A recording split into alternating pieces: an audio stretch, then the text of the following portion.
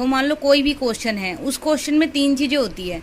एक तो आपको जो स्टार्टिंग में लिखना होता है वो, वैसे तो उसको संदर्भ बोलते हैं बट उसको लिखना नहीं होता आपको हेडिंग को, ठीक है, बस स्टार्टिंग करनी होती है। तो 3 पार्ट में क्वेश्चन होता है हमेशा।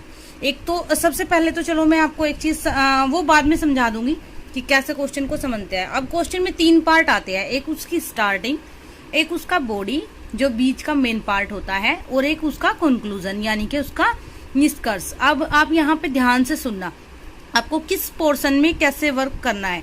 ये जो आपका पहले वाला पोर्शन है, इसमें अगर आपका हिस्ट्री का क्वेश्चन है तो आपको देखना है कि जो क्वेश्चन पूछा गया है उसका कोई हिस्टोरिकल बैकग्राउंड है क्या। अगर उसका कोई हिस्टोरिकल बैकग्राउंड है तो आपको उसी से स्टार्टिंग करनी है।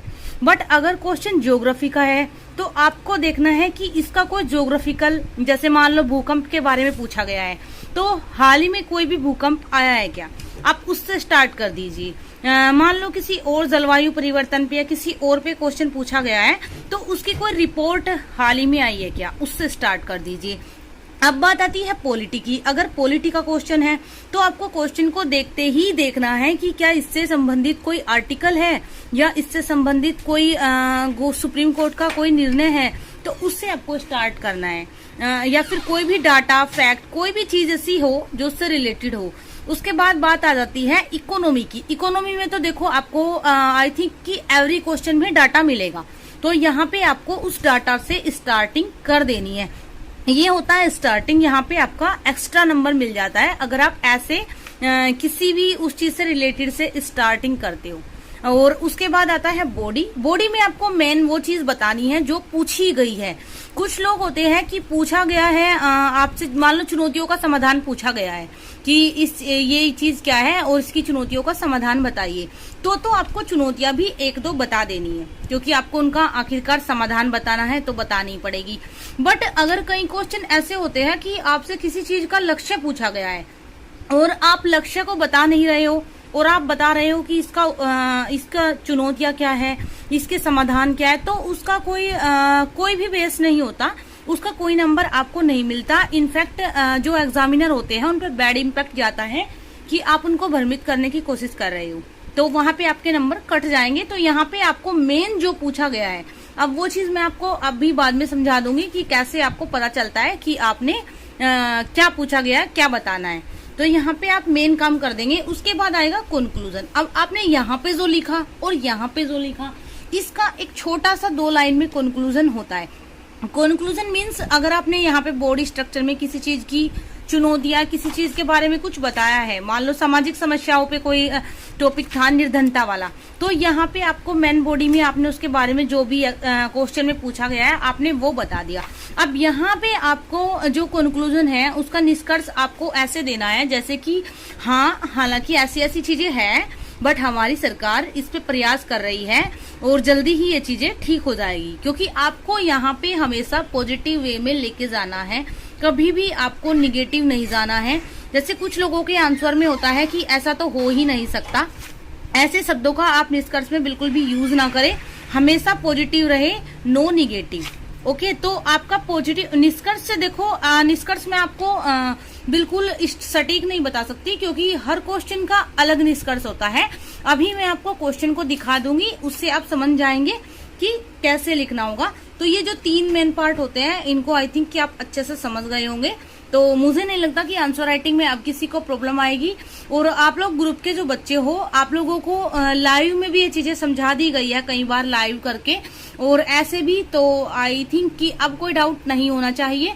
अब जो बचा मेन काम वो है आपकी प्रैक्टिस। वो जब तक आप नहीं करेंगे, देखो ये चीज स्टार्टिंग में मैंने भी फेस की थी। स्टार्टिंग में आई नो कि क्वेश्चन ज्यादा अच्छा आप नहीं लिख पाते, बट जब तक आप प्रैक्टिस नहीं करेंगे तब तक आप कुछ नहीं कर पाएंगे। और सेकंड चीज मैं आपको एक चीज और बता रही हूँ कि कुछ लोगों को लगता है कि बस अब आपको उनको ये चीजें पता चल गई, अब एग्जाम में जब क्वेश्चन आएगा तो वो सीधा सीधा लिख देंगे, तो वो अपने आप को धोखा दे रहे हैं। जब तक आप प्रैक्टिस नहीं करेंगे तब तक आप आंसर नहीं लिख पाएंगे। तो आई थिंक कि ये सब हो गया। अब चलिए मैं आपको बता देती हूँ कि क्वेश्चन को दिखा के कि क्वेश्चन को कैसे लिख। अब सपोज कीजिए कि ये क्वेश्चन है, सिंधु घाटी सभ्यता की उन महत्वपूर्ण विशेषताओं को स्पष्ट कीजिए जो उस काल के लोगों की कलात्मक अभिव्यक्ति को प्रकट करती है। अब आप यहाँ पे सोच के देखिए, कोई भी ऐसा एस्पिरेंट जो समझ नहीं पाता है क्वेश्चन को, वो डायरेक्ट क्या शुरू करेगा, लिखना विशेषताएं। मतलब उसने क्वेश्चन को ही टाइम नहीं दिया, उसने समझा ही नहीं कि एग्जामिनर पूछ क्या रहा है। अब यहाँ पे ध्यान दो आप, उन महत्वपूर्ण विशेषताओं, यानी कि हमें ओनली उनको बताना है जो उस काल की कलात्मक अभिव्यक्ति को प्रकट करती है। बाकी सारी जाए भाड़ में, हमें कुछ नहीं बताना है, कचरा नहीं भरना है, सिंधु घाटी सभ्यता के बारे में एक पेज नहीं भर देना है। सिंधु घाटी सभ्यता के बारे में ओनली हमें थोड़ा सा जो संदर्भ है, क्योंकि देखो अभी मैंने बताया था ना कि अगर हिस्ट्री का क्वेश्चन है तो आप चले जाओ कि उससे रिलेटेड पास्ट में क्या चीज थी। तो यहाँ पे मैंने स्टार्टिंग की, सिंधु घाटी सभ्यता या हड़प्पा सभ्यता उत्तर पूर्व में वर्तमान अफगानिस्तान से पाकिस्तान तथा उत्तर पश्चिम में भारत तक विस्तारित थी। तो यहाँ पे आपने स्टार्टिंग कर दी। फिर सिंधु घाटी सभ्यता के लोगों की कलात्मक अभिव्यक्ति को प्रकट करने वाले सिंधु घाटी सभ्यता के शिल्प और कृतियां ये है। यानी मैंने जो उसकी फालतू की लोग लगाते हैं ना कि ये था वो था, ग्रिड, ये ऐसी सड़कें थी, पक्के मकान थे, उस चीज का यहाँ पे कोई मतलब नहीं है। वे विशेषताएं हमें नहीं बतानी है, हमें कलात्मक अभिव्यक्ति को प्रकट करने वाली विशेषताएं बतानी है। यहाँ पे पहली जो उनकी चीज थी जिससे लगता है कि वो कलात्मक अभिव्यक्ति वाले थे, कला में उनकी बहुत ज्यादा रुचि थी, ये थी पहली मर्द भांड। कुम्हार के चाक का उपयोग वो लोग करते थे। हड़प्पा सभ्यता के जो मर्द भांड थे उन पर सरल क्षैतिज रेखाओं से लेकर ज्यामितियां, प्रतिमान, ताड़, पीपल वृक्ष, ये सब बने होते थे। तो ये चीज निर्धारित करती है कि वो कलात्मक अभिव्यक्ति वाले थे। सेकंड चीज, मूर्तियां, धातु, शिल्प और मोम की मूर्तियां बनाई जाती थी। उसके बाद लाल बलुआ पत्थर की पुरुष धड़ की प्रतिमा हमें मिली है, जो कि एक एग्जाम्पल है। ये भी सिद्ध करती है कि वो कलात्मक अभिव्यक्ति वाले लोग थे। यहाँ पे दूसरे आ जाता है मुद्राएं। सेल खड़ी से बनी हुई मुद्राएं थी, और मोहनजोदड़ो से भी हमें प्राप्त हुई थी पशुपति की मुद्रा, वो भी विशिष्ट कलाकृति वाली है, तो इससे भी साबित होता है। अब लिपि, ये बॉडी पार्ट वाला पार्ट है, ये आपका संदर्भ हो गया। जैसे मैंने बताया था कि किसी उससे स्टार्ट करेंगे, ये आपका बॉडी पार्ट वाला हो गया। अब लिपि, लिपि भी उनका दाएं से बाएं लिखना था। अब देखो हम लोग कैसे लिखते हैं, वो लोग लिपि को दाएं से बाएं लिख रहे थे। और एक चीज और बता दूं, आज तक इस लिपि को कोई पढ़ नहीं पाया है।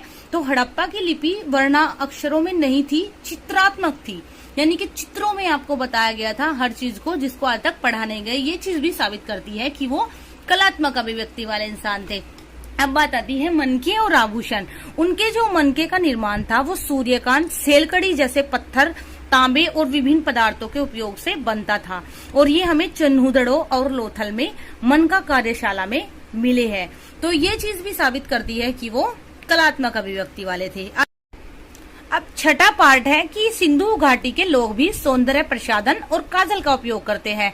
अब आप देखो कि उस एरा में भी, आप खुद सोच के देखो कि कब की ये बात थी, और तब भी काजल का उपयोग लेडीजें करती थी। तो कितनी कलात्मक, कितनी सौंदर्य के प्रति अधीन वो युवतियां या वो महिलाएं थी।